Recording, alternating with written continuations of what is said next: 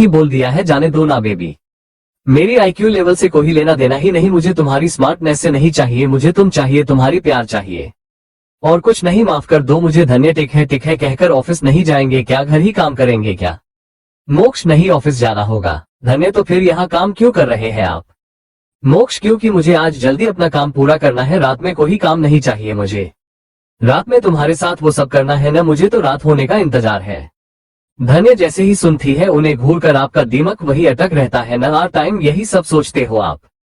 मोक्ष नहीं और भी बहुत कुछ चलता है मेरे दिमाग में। चलो अब जाओ, जाकर नीचे ब्रेकफास्ट लगा दो, मैं आता हूँ, मुझे ब्रेकफास्ट करके जल्दी ऑफिस जाना भी है। धन्य टिक है कहकर पूर्णी को लेकर वहां से चले जाती है। जैसे ही नीचे जाती है कि उसकी आंखें बड़े बड़े हो जाते हैं, क्योंकि वहां संपत जो थे। जैसे ही संपत को वहां देखकर, संपत आप यहाँ? संपत धन्य को वहां देखकर, हम ऋतु तुम इतनी देर कर क्या रहती तुम? हाँ। जिसे सुनकर धन्य, हाँ वो सर, बेबी को रेडी करके लेकर आई हूँ। जिसे सुनकर ऋतु, टिक है तुम जाओ, मेरे दोस्त तुम्हारे डायरेक्टर के लिए काफी लेकर आना। जाओ। धन्य जी सर कहकर जाने लगती है कि संपत बीच में ही ऋतु को देखकर, तू इन्हें क्यों भेज रहा है? किसी और को भेजना, मैं इनसे ही बात करने आया हूँ। ऋतु क्या तू मुझसे मिलने आया नहीं क्या? जिसे सुनकर संपत हड़बड़ा जाकर, नहीं मेरा मतलब वो नहीं था, तुमसे मिलने ही आया हूँ। क्योंकि ये मेरी मूवी की हीरोइन है तो मुझे इनसे भी थोड़ी बहुत बात करना होगा, तो इसलिए कहा हमने। ऋतु टिक है धन्य की तरफ देखकर, आओ मेरे पास आकर बैठ जाओ। धन्य उठकर बैठने वाली होती है कि संपत साइड में होकर यही बैठ जाए। धन्य संपत के जस्ट साइड में बैठ जाती है, पूर्णी को लेकर बैठ जाती है। वही संपत मूवी के बारे में बात करने लगते हैं कि धन्य बार बार सीढ़ियों की तरफ देखने लगती है। उसे डर था कहीं मोक्ष न आ जाए, अगर उन्होंने संपत को देख लिया तो। उसकी तो खैर नहीं, वो कुछ भी कर सकते हैं उसके साथ कुछ भी, कहीं उसकी मूवी में एक्ट करना भी बंद न कर दे, यही सोचकर बार बार सीढ़ियों की तरफ देखकर ऋतु को कुछ इशारा करती है। घर के सभी लोग एक एक करके हाल में आने लगते हैं कि पद्मिनी जी, धन्य बेटा चाय कहाँ है मेरी? धन्य बीच में, जी दादी अभी आए। ऋतु पूर्णी को मुझे दीजिए।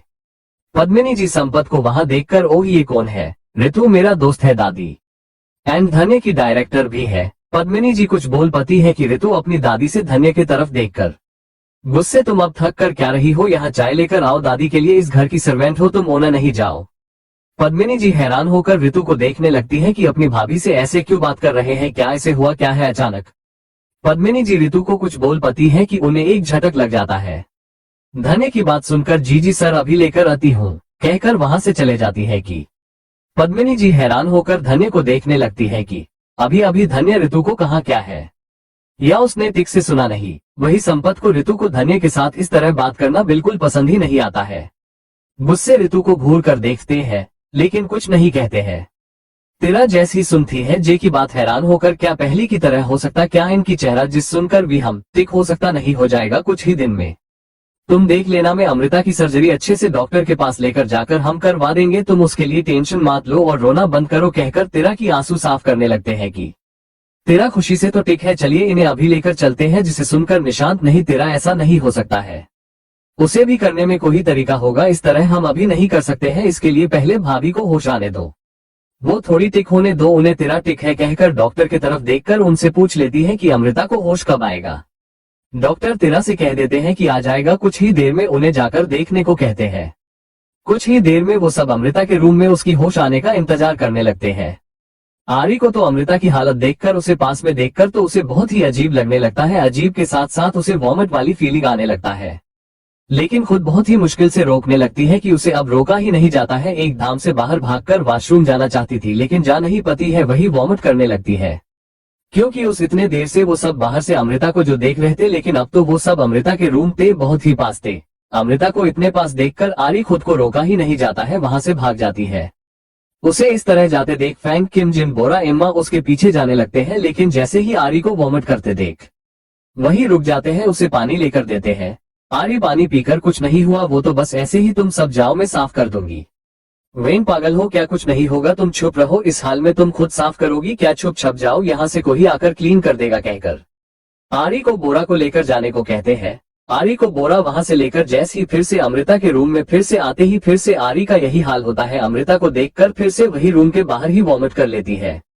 वी को निशांत को समझ में आ जाता है कि अमृता को देखकर ही आरी का यही हाल होगा, इसलिए वो आरी से यहाँ मत रहना, तुम जाओ, अमृता को देखकर तुम्हारा ये हाल हुआ है, जाओ। लेकिन अमृता उनकी एक नहीं सुनती है। बार बार उन्हें मना करने लगती है कि वो नहीं जाएगी, ऐसा कुछ नहीं है, उसकी हाल सुबह से ही ऐसे ही है कहकर वही बैठ जाती है, लेकिन अमृता की तरफ देखती ही नहीं। क्योंकि उसे भी यही हाल हुआ था, क्योंकि उसे भी पता था अमृत को देखकर उसकी ये हाल हुआ है, उसे भी पता था। लेकिन आरी अपने दिल को झूठी दिलासा देने लगती है कि वो बुरी नहीं है, वो तो बस ऐसे ही उसके साथ ये सब हुआ है, उसने ऐसा सोचा ही नहीं। तेरा जैसी सुनती है जे की बात, हैरान होकर क्या पहली की तरह हो सकता, क्या इनकी चेहरा जिस सुनकर भी हम ठीक हो सकता नहीं, हो जाएगा कुछ ही दिन में। तुम देख लेना, मैं अमृता की सर्जरी अच्छे से डॉक्टर के पास लेकर जाकर हम करवा देंगे, तुम उसके लिए टेंशन मत लो और रोना बंद करो कहकर तेरा की आंसू साफ करने लगते हैं कि तेरा खुशी से तो टिक है, चलिए इन्हें अभी लेकर चलते हैं। जिसे सुनकर निशांत, नहीं तेरा ऐसा नहीं हो सकता है, उसे भी करने में कोई तरीका होगा, इस तरह हम अभी नहीं कर सकते हैं, इसके लिए पहले भाभी को होश आने दो, वो थोड़ी टिक होने दो उन्हें। तेरा टिक है कहकर डॉक्टर की तरफ देखकर उनसे पूछ लेती है कि अमृता को होश कब आएगा। डॉक्टर तेरा से कह देते हैं कि आ जाएगा कुछ ही देर में, उन्हें जाकर देखने को कहते हैं। कुछ ही देर में वो सब अमृता के रूम में उसकी होश आने का इंतजार करने लगते हैं। आरी को तो अमृता की हालत देखकर, उसे पास में देखकर तो उसे बहुत ही अजीब लगने लगता है, अजीब के साथ साथ उसे वॉमिट वाली फीलिंग आने लगता है। लेकिन खुद बहुत ही मुश्किल से रोकने लगती है कि उसे अब रोका ही नहीं जाता है। एकदम से बाहर भागकर वॉशरूम जाना चाहती थी, लेकिन जा नहीं पाती है, वही वॉमिट करने लगती है। क्योंकि उस इतने देर से वो सब बाहर से अमृता को जो देख रहे थे, लेकिन अब तो वो सब अमृता के रूम थे, बहुत ही पास थे। अमृता को इतने पास देखकर आरी खुद को रोका ही नहीं जाता है, वहां से भाग जाती है। उसे इस तरह जाते देख फैंग, किम, जिन, बोरा, एम्मा उसके पीछे जाने लगते हैं, लेकिन जैसे ही आरी को वॉमिट करते देख वहीं रुक जाते हैं, उसे पानी लेकर देते हैं। आरी पानी पीकर, कुछ नहीं हुआ, वो तो बस ऐसे ही, तुम सब जाओ मैं साफ कर दूंगी। वेन पागल हो क्या, कुछ नहीं होगा, तुम चुप रहो, इस हाल में तुम खुद साफ करोगी क्या, चुप छप जाओ, यहाँ से कोई आकर क्लीन कर देगा कहकर आरी को बोरा को लेकर जाने को कहते हैं। आरी को बोरा वहां से लेकर जैसे ही फिर से अमृता के रूम में फिर से आते ही फिर से आरी का यही हाल होता है, अमृता को देखकर फिर से वही रूम के बाहर ही वॉमिट कर लेती है।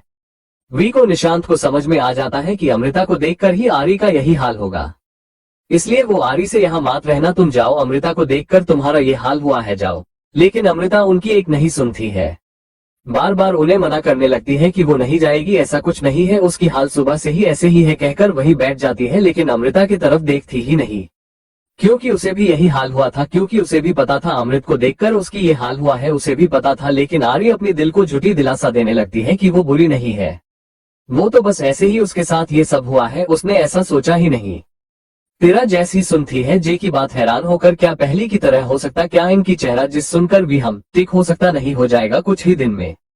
तुम देख लेना, मैं अमृता की सर्जरी अच्छे से डॉक्टर के पास लेकर जाकर हम करवा देंगे, तुम उसके लिए टेंशन मत लो और रोना बंद करो कहकर तेरा की आंसू साफ करने लगते हैं कि तेरा खुशी से तो टिक है, चलिए इन्हें अभी लेकर चलते हैं। जिसे सुनकर निशांत, नहीं तेरा ऐसा नहीं हो सकता है, उसे भी करने में कोई तरीका होगा, इस तरह हम अभी नहीं कर सकते हैं, इसके लिए पहले भाभी को होश आने दो, वो थोड़ी टिक होने दो उन्हें। तेरा टिक है कहकर डॉक्टर की तरफ देखकर उनसे पूछ लेती है कि अमृता को होश कब आएगा। डॉक्टर तेरा से कह देते हैं कि आ जाएगा कुछ ही देर में, उन्हें जाकर देखने को कहते हैं। कुछ ही देर में वो सब अमृता के रूम में उसकी होश आने का इंतजार करने लगते हैं। आरी को तो अमृता की हालत देखकर, उसे पास में देखकर तो उसे बहुत ही अजीब लगने लगता है, अजीब के साथ साथ उसे वॉमिट वाली फीलिंग आने लगता है। लेकिन खुद बहुत ही मुश्किल से रोकने लगती है कि उसे अब रोका ही नहीं जाता है। एकदम से बाहर भागकर वॉशरूम जाना चाहती थी, लेकिन जा नहीं पाती है, वही वॉमिट करने लगती है। क्योंकि उस इतने देर से वो सब बाहर से अमृता को जो देख रहे थे, लेकिन अब तो वो सब अमृता के रूम थे, बहुत ही पास थे। अमृता को इतने पास देखकर आरी खुद को रोका ही नहीं जाता है, वहां से भाग जाती है। उसे इस तरह जाते देख फैंग, किम, जिन, बोरा, एम्मा उसके पीछे जाने लगते हैं, लेकिन जैसे ही आरी को वॉमिट करते देख वहीं रुक जाते हैं, उसे पानी लेकर देते हैं। आरी पानी पीकर, कुछ नहीं हुआ, वो तो बस ऐसे ही, तुम सब जाओ मैं साफ कर दूंगी। वेन पागल हो क्या, कुछ नहीं होगा, तुम चुप रहो, इस हाल में तुम खुद साफ करोगी क्या, चुप छप जाओ, यहाँ से कोई आकर क्लीन कर देगा कहकर आरी को बोरा को लेकर जाने को कहते हैं। आरी को बोरा वहां से लेकर जैसे ही फिर से अमृता के रूम में फिर से आते ही फिर से आरी का यही हाल होता है, अमृता को देखकर फिर से वही रूम के बाहर ही वॉमिट कर लेती है। वी को निशांत को समझ में आ जाता है कि अमृता को देखकर ही आरी का यही हाल होगा, इसलिए वो आरी से यहाँ मत रहना, तुम जाओ, अमृता को देखकर तुम्हारा ये हाल हुआ है, जाओ। लेकिन अमृता उनकी एक नहीं सुनती है, बार बार उन्हें मना करने लगती है कि वो नहीं जाएगी, ऐसा कुछ नहीं है, उसकी हाल सुबह से ही ऐसे ही है कहकर वही बैठ जाती है। लेकिन अमृता की तरफ देखती ही नहीं, क्योंकि उसे भी यही हाल हुआ था, क्योंकि उसे भी पता था अमृत को देखकर उसकी ये हाल हुआ है, उसे भी पता था। लेकिन आरी अपने दिल को झूठी दिलासा देने लगती है कि वो बुरी नहीं है, वो तो बस ऐसे ही उसके साथ ये सब हुआ है, उसने ऐसा सोचा ही नहीं। तेरा जैसी सुनती है जे की बात, हैरान होकर क्या पहली की तरह हो सकता, क्या इनकी चेहरा जिस सुनकर भी हम टिक हो सकता नहीं, हो जाएगा कुछ ही दिन में। तुम देख लेना, मैं अमृता की सर्जरी अच्छे से डॉक्टर के पास लेकर जाकर हम करवा देंगे, तुम उसके लिए टेंशन मत लो और रोना बंद करो, कहकर तेरा की आंसू साफ करने लगते हैं कि तेरा खुशी से तो टिक है, चलिए इन्हें अभी लेकर चलते हैं। जिसे सुनकर निशांत, नहीं तेरा ऐसा नहीं हो सकता है, उसे भी करने में कोई तरीका होगा, इस तरह हम अभी नहीं कर सकते हैं, इसके लिए पहले भाभी को होश आने दो, वो थोड़ी टिक होने दो उन्हें, तेरा टिक है, कहकर डॉक्टर की तरफ देखकर उनसे पूछ लेती है कि अमृता को होश कब आएगा। डॉक्टर तेरा से कह देते हैं कि आ जाएगा कुछ ही देर में, उन्हें जाकर देखने को कहते हैं। कुछ ही देर में वो सब अमृता के रूम में उसकी होश आने का इंतजार करने लगते हैं। आरी को तो अमृता की हालत देखकर, उसे पास में देखकर तो उसे बहुत ही अजीब लगने लगता है, अजीब के साथ साथ उसे वॉमिट वाली फीलिंग आने लगता है, लेकिन खुद बहुत ही मुश्किल से रोकने लगती है कि उसे अब रोका ही नहीं जाता है। एक धाम से बाहर भागकर वॉशरूम जाना चाहती थी, लेकिन जा नहीं पाती है, वही वॉमिट करने लगती है, क्योंकि उस इतने देर से वो सब बाहर से अमृता को जो देख रहे थे, लेकिन अब तो वो सब अमृता के रूम पे बहुत ही पास थे। अमृता को इतने पास देखकर आरी खुद को रोका ही नहीं जाता है, वहां से भाग जाती है। उसे इस तरह जाते देख फैंक, किम, जिन, बोरा, एम्मा उसके पीछे जाने लगते हैं, लेकिन जैसे ही आरी को वॉमिट करते देख वही रुक जाते हैं, उसे पानी लेकर देते हैं। आरी पानी पीकर, कुछ नहीं हुआ, वो तो बस ऐसे ही, तुम सब जाओ मैं साफ कर दूंगी। वेन पागल हो क्या, कुछ नहीं होगा, तुम चुप रहो, इस हाल में तुम खुद साफ करोगी क्या, चुप छप जाओ यहाँ से, कोई आकर क्लीन कर देगा, कहकर आरी को बोरा को लेकर जाने को कहते हैं।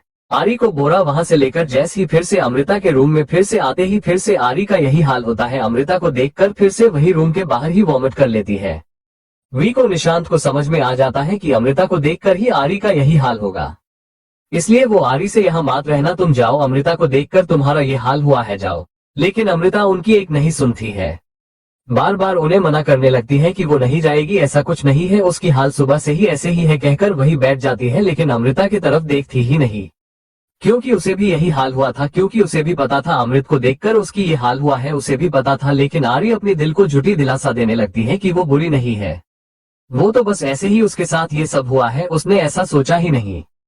वही धन्य की बात सुनकर तो पद्मिनी जी हैरान ही हो जाती है, ऋतु को अभी अभी धन्य ने क्या कहा है, उन्होंने सही सुना है या गलत, या उनके कान बजने लगे हैं, उन्हें कुछ समझ में आता ही नहीं। वही ऋतु तो अपनी दादी की ऐसी हालत देखकर उन्हें समझना चाहते कि ये सब एक नाटक है, लेकिन संपत जो उसके सामने ही था, जो कि उन्हें गुस्से खा जाने वाली नजरों से देख रही थी, ये देखकर ऋतु को समझ में आ जाता है कि उनकी दादी गुस्से में उन्हें घूर रही है। वही संपत भी उन्हें गुस्से में घूरने लगते हैं कि तभी विजय जी भी वहां आते हुए, धन्य धन्य पेपर कहाँ है आज की, धन्य धन्य धन्य किचन से आते हुए, जी जी सर अभी लेकर आती हूँ। विजय जी हैरान होकर, तुम मुझे सर, विजय जी कुछ बोल पाते इसे आगे, धन्य बीच में ही, वो आप में आपके घर में काम करती हूँ ना सर, इसलिए सर नहीं कहूंगी, दादू कहूंगी क्या। जिसे सुनकर ऋतु भी, हाँ हाँ धन्य जल्दी जाकर दादू के चश्मे लेकर आना, एंड हाँ मेरे लिए पानी लेकर आना। धन्य जी जी सर कहकर वहां से भागकर चले जाती है कि विजय जी, पद्मिनी जी एक दूसरे को हैरान होकर देखने लगते हैं कि उन्हें कुछ समझ में आता ही नहीं यहाँ क्या हो रहा है। लेकिन दोनों को समझ में आ जाता है, आगे बैठे इस हैंडसम लड़के को ये दोनों मिलकर उल्ला बना रहे हैं ये सब करके, इसलिए वो दोनों भी चुप रहना ही बेहतर समझाते हैं, जो हो रहा है वो आराम से देखकर मजे लेने लगते हैं। सिमी जी अपनी पल्लो टिक करते हुए नीचे आकर, क्या हुआ मोम डैड, आप इस तरह क्या देख रहे हैं। विजय जी, वो हमारी हेल्पर, हमारी सर्वेंट धन्य हमारे चश्मे ढूंढ कर लेकर आ रही है, एंड वही हेल्पर तुम्हारी मोम की चाय लेकर आ रही है। सिमी हैरान होकर, क्या धन्य, हेल्पर कहकर आगे कुछ बोलने वाली होती है कि संपत को देखकर उसे कुछ कुछ समझ में आ जाता है, हाँ हाँ हाँ धन्य हेल्पर है ना, कहकर संपत को देखकर, तुम कौन हो बेटा। ऋतु, माँ मेरा दोस्त वही धन्य की डायरेक्टर। सिमी जी जैसे ही डायरेक्टर सुनती है, हाँ हाँ हाँ वही डायरेक्टर है न ऋतु, हाँ हाँ वही डायरेक्टर है मोम। संपत उन सब की तरफ देखकर अपनी हाथ जोड़कर नमस्ते सबको। विजय जी को, सिमी जी को बात समझ में आ जाती है, लेकिन पद्मिनी जी को अब तक आती ही नहीं। संपत के नमस्ते कहते ही वो तीनों भी नमस्ते कहते हैं।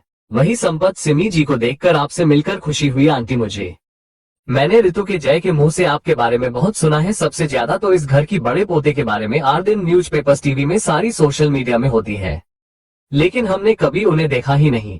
सिमी हंसते हुए, हम खुद उसके माँ होकर उसे ठीक से देख नहीं पाते हैं बेटा, इतना बिजी जो रहता है वो, बस सुबह निकल जाता है, पता नहीं रात में कब जाकर घर वापस आएगा वो।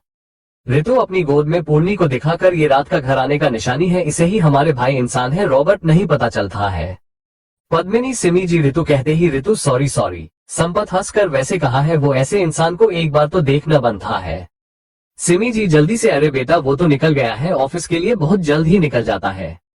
संपत हाँ हमने सुना है, मतलब सही सुना है कि वो जल्द निकल जाते हैं ऑफिस से। क्या उनकी वाइफ को इसे तकलीफ नहीं होगी क्या उनकी इतने काम करने से?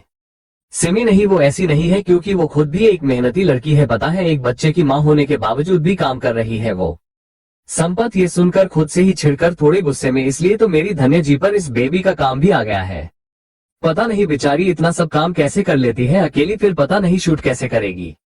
हमें उनके लिए कुछ करना होगा सोचकर। वैसे आंटी हमने आपके बारे में बाकी सब के बारे में भी बहुत सुना है कि आप लोग अनाथ आश्रम चला रहे हैं।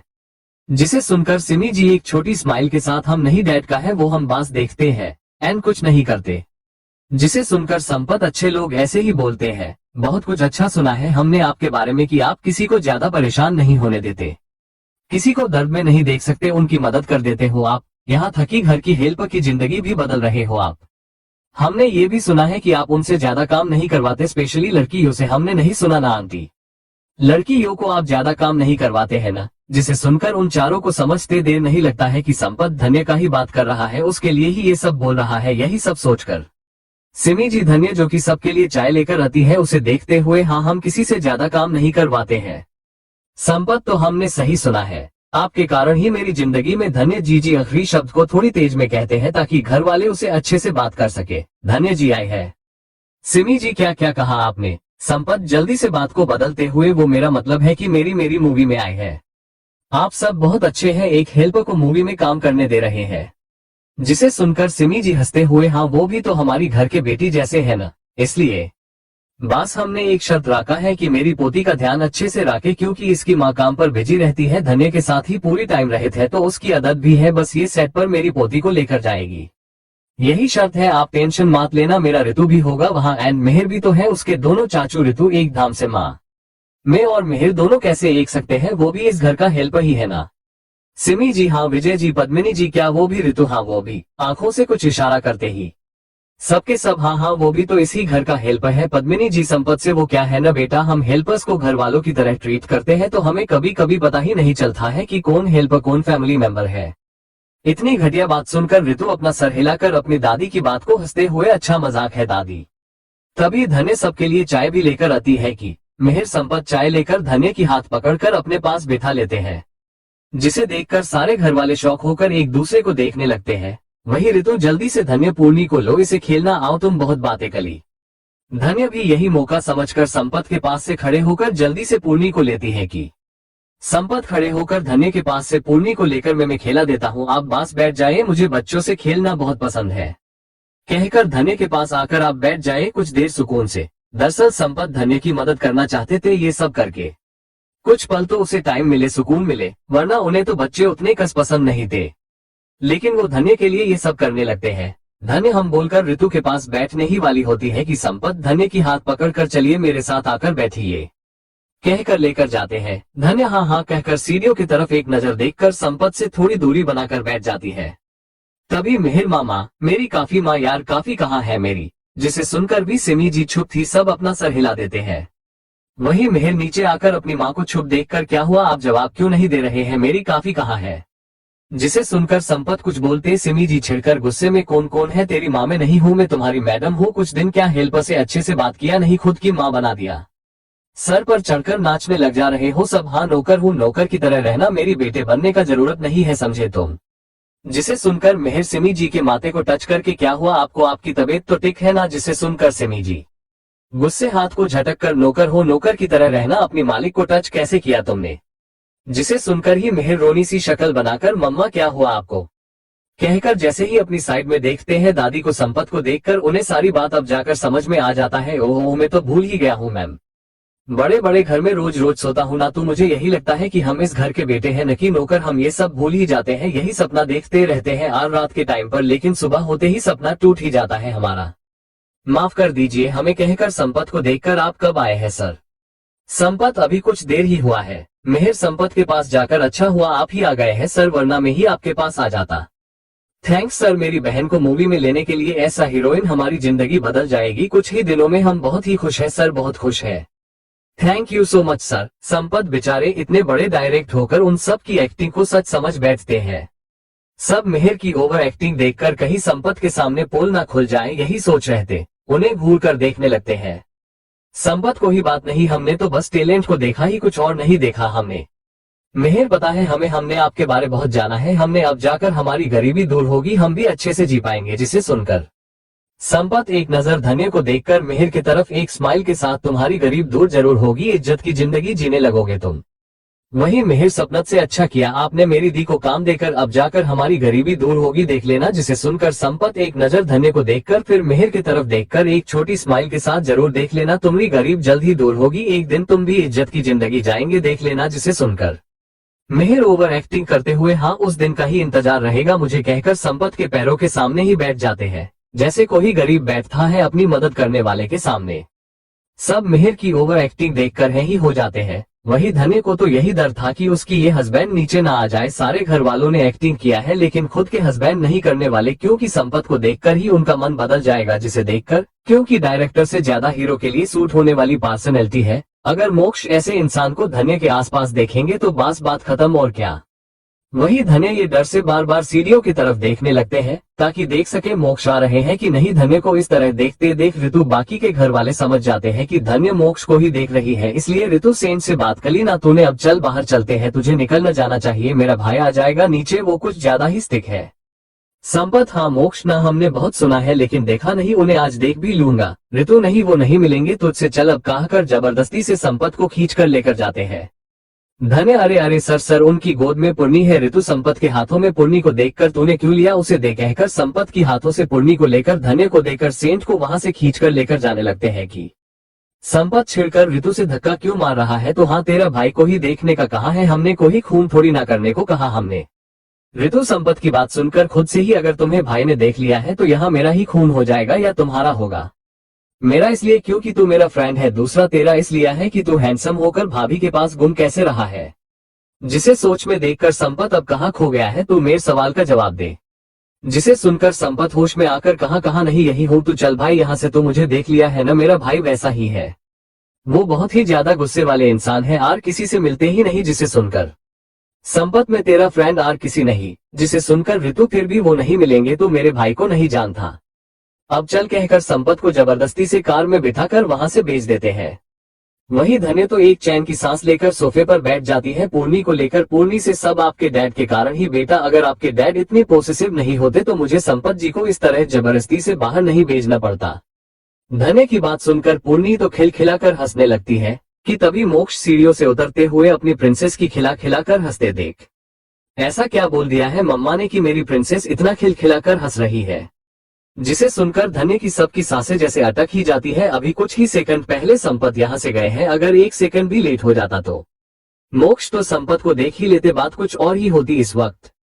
सब मुड़कर जैसे ही मोक्ष को देखते हैं चुप ही रह जाते हैं कि धन्य बात को संभालते हुए, कुछ नहीं, ये हम दोनों माँ बेटी की बात है, हम क्यों बताएं आपको, है ना प्रिंसेस, बोलो हम डैड को कुछ नहीं बताएंगे, है ना कहकर मोक्ष को देखकर चलिए कुछ खा लीजिए। वहां से सब चले जाते हैं।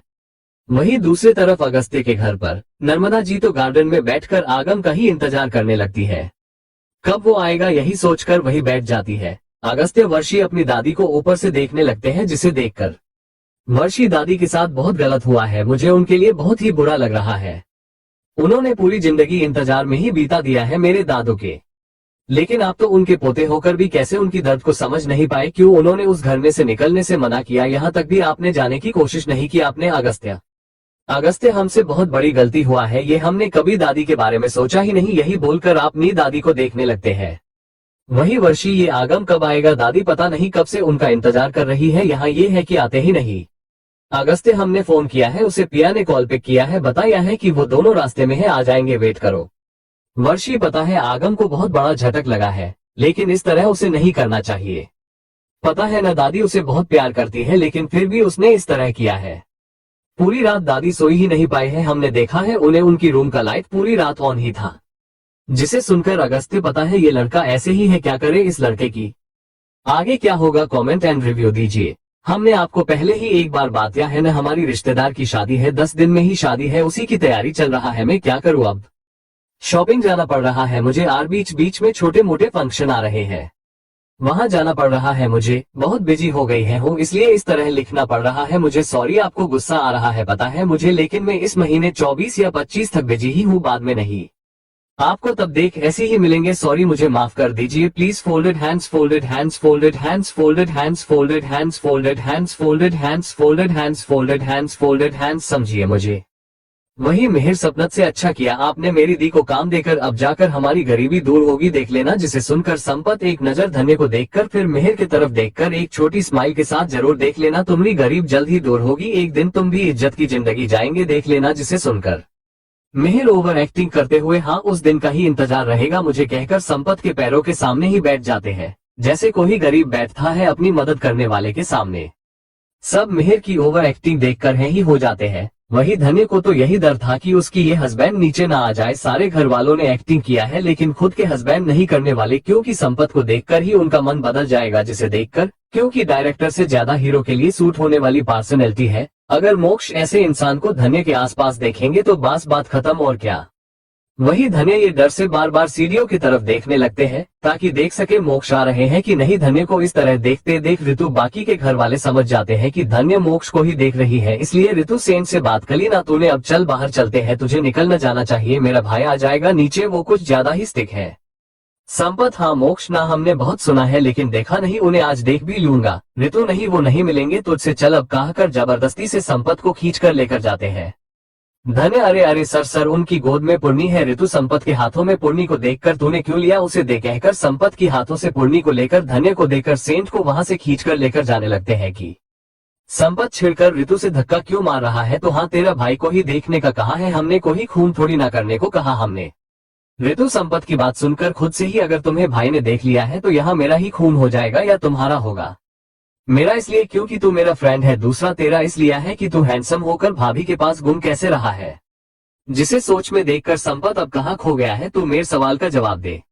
जिसे सुनकर संपत होश में आकर कहाँ नहीं यही हूँ, तू चल भाई यहाँ से, तू मुझे देख लिया है ना, मेरा भाई वैसा ही है, वो बहुत ही ज्यादा गुस्से वाले इंसान है, और किसी से मिलते ही नहीं। जिसे सुनकर संपत, में तेरा फ्रेंड और किसी नहीं। जिसे सुनकर ऋतु, फिर भी वो नहीं मिलेंगे, तू मेरे भाई को नहीं जानता, अब चल कहकर संपत को जबरदस्ती से कार में बिठाकर वहां से भेज देते हैं। वही धन्य तो एक चैन की सांस लेकर सोफे पर बैठ जाती है पूर्णी को लेकर। पूर्णी से, सब आपके डैड के कारण ही बेटा, अगर आपके डैड इतनी पोसेसिव नहीं होते तो मुझे संपत जी को इस तरह जबरदस्ती से बाहर नहीं भेजना पड़ता। धन्य की बात सुनकर पूर्णी तो खिलखिलाकर हंसने लगती है कि तभी मोक्ष सीढ़ियों से उतरते हुए अपनी प्रिंसेस की खिलाकर हंसते देख, ऐसा क्या बोल दिया है मम्मा ने कि मेरी प्रिंसेस इतना खिलखिलाकर हंस रही है। जिसे सुनकर धन्य की सबकी सांसें जैसे अटक ही जाती है। अभी कुछ ही सेकंड पहले संपत यहाँ से गए हैं, अगर एक सेकंड भी लेट हो जाता तो मोक्ष तो संपत को देख ही लेते, बात कुछ और ही होती इस वक्त। सब मुड़कर जैसे ही मोक्ष को देखते हैं छुप ही रह जाते हैं कि धन्य बात को संभालते हुए, कुछ नहीं, ये हम दोनों माँ बेटी की बात है, हम क्यों बताएं आपको, है ना प्रिंसेस, बोलो हम डैड को कुछ नहीं बताएंगे, है ना कहकर मोक्ष को देखकर चलिए कुछ खा लीजिए, वहां से सब चले जाते हैं। वहीं दूसरी तरफ अगस्त्य के घर पर नर्मदा जी तो गार्डन में बैठकर आगम का ही इंतजार करने लगती है, कब वो आएगा यही सोचकर वही बैठ जाती है। अगस्त्य, वर्षी अपनी दादी को ऊपर से देखने लगते हैं, जिसे देखकर वर्षी, दादी के साथ बहुत गलत हुआ है, मुझे उनके लिए बहुत ही बुरा लग रहा है, उन्होंने पूरी जिंदगी इंतजार में ही बीता दिया है मेरे दादू के, लेकिन आप तो उनके पोते होकर भी कैसे उनकी दर्द को समझ नहीं पाए, क्यों उन्होंने उस घर में से निकलने से मना किया, यहाँ तक भी आपने जाने की कोशिश नहीं की आपने। अगस्त्य, हमसे बहुत बड़ी गलती हुआ है, ये हमने कभी दादी के बारे में सोचा ही नहीं, यही बोलकर आप अपनी दादी को देखने लगते हैं। वही वर्षी, ये आगम कब आएगा, दादी पता नहीं कब से उनका इंतजार कर रही है, यहाँ ये है कि आते ही नहीं। अगस्त्य, हमने फोन किया है उसे, पिया ने कॉल पिक किया है, बताया है कि वो दोनों रास्ते में है, आ जाएंगे, वेट करो। वर्षी, पता है आगम को बहुत बड़ा झटक लगा है, लेकिन इस तरह उसे नहीं करना चाहिए, पता है न दादी उसे बहुत प्यार करती है, लेकिन फिर भी उसने इस तरह किया है। पूरी रात दादी सोई ही नहीं पाए हैं, हमने देखा है उन्हें, उनकी रूम का लाइट पूरी रात ऑन ही था। जिसे सुनकर अगस्त्य, पता है ये लड़का ऐसे ही है, क्या करे इस लड़के की। वर्षी, मना कि आगम को बहुत हर्ट हुआ है, उसे बहुत ही झटक लगा है, लेकिन इस तरह दादी को छोड़कर जाना ठीक नहीं है, दादी तो पता है पूरी रात सोई ही नहीं, सारी रात उनकी रूम की लाइट ऑन ही थी। अगस्त्य ऐसा नहीं है, आगम मेरी तरह नहीं है, उसे थोड़ा बहुत टाइम लगेगा खुद को संभालने के लिए। वर्षी ठीक है, लेकिन कहाँ है वो, आज भी आएगा या नहीं? जिसे सुनकर तो अगस्त्य हमने कॉल किया है उसे। पिया ने कॉल पिक किया है, वो लोग रास्ते में है, आते ही होंगे। यही बोलकर अगस्त अपनी दादी को देखने लगते हैं, जो कि अपनी पोते की इंतजार करने लग रही है, जिसे देख कर ही थी। उनकी नजर तो अभी भी गेट की तरफ ही थी, जो कि आगम को ही देख देख कर उनकी हाल बहुत बुरा हो चुका था। वहीं नर्मदा जी देखते देखते ही आगम की कार आकर रुक जाती है, जिसे देखकर नर्मदा जी के फेस पर बड़ी सी स्माइल आ जाती है। जैसे ही आगम की कार आकर रुकती है, आगम अपनी दादी को बाहर उनका इंतजार करते देख लेते हैं, जिसे देखकर आगम जल्दी से कार से बाहर उतर आकर आप यहाँ क्या कर रहे हैं? आगम की बात सुनकर दादी आगम को हक करके तुम नाराज नहीं होना मुझसे। आगम अपनी दादी को बड़ी सी स्माइल के साथ हक करके, नहीं मैं नाराज नहीं हूँ, वो क्या है ना, मैं अनाथ होना। ये बात मुझे डाइजेस्ट करने में थोड़ी देर लगेगी ना, बहुत ही बड़ा झटक जो दिया है आपने मुझे, तो थोड़ा टाइम लगेगा ना। नर्मदा जी माफ कर दो मुझे, हम सेल्फिश हो चुके थे उस वक्त, इसलिए हमने तुम्हें बताया ही नहीं। जिसे सुनकर आगम आपको ही सेल्फिश नहीं है दादी, जाने दीजिए वो सब, अंदर चलिए कहकर वहां से चले जाते हैं। अपनी दादी की बाजू को पकड़कर, पिया की हाथों को अपनी दूसरी हाथ से पकड़कर अगस्त्य के घर ब्रेकफास्ट करते हुए आगम खाते हुए, चलिए दादी अपनी बैग्स पैक कर लीजिए, हमें कहीं जाना है। जिसे सुनकर नर्मदा जी कहाँ जाना है बेटा मुझे? आगम दादू के पास। जैसे ही नर्मदा जी ये सुनती है, जरूरत नहीं है, रहने दो, जो भी था पास था, हम सब भूल गए हैं। आगम वो ऐसा है क्या? तो फिर ठीक है, ऐसा है तो आपने शादी क्यों नहीं किया है? नर्मदा जी ऐसा ही, हमारी किस्मत शादी लिखी नहीं थी, हमने की नहीं, बस इतना ही। जिसे सुनकर आगम किस्मत हमें खुद लिखना पड़ता है, लेकिन हम ये मानते ही नहीं, किस्मत खुद लिखना भी पहले से ही लिखा हुआ होता है। अब हमने जो भी लिखा यहाँ पर वो सब भी लिखा हुआ है, ये भी लिखा है किस्मत में पहले से ही, हम सिर्फ पपेट्स कठपुतलियां है।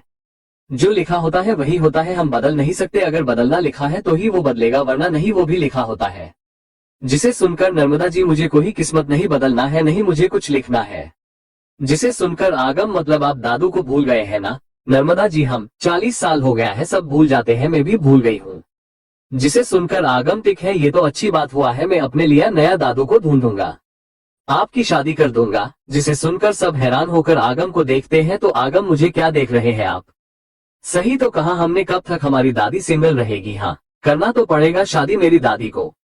नर्मदा जी गुस्से पागल हो गए हो क्या? आगम में इस उम्र में शादी नहीं, मुझे कोई शादी नहीं करनी है, नहीं तुम्हें कोई दादू ढूंढने की जरूरत है, कहकर गुस्से में कहकर वहां से चले जाती है।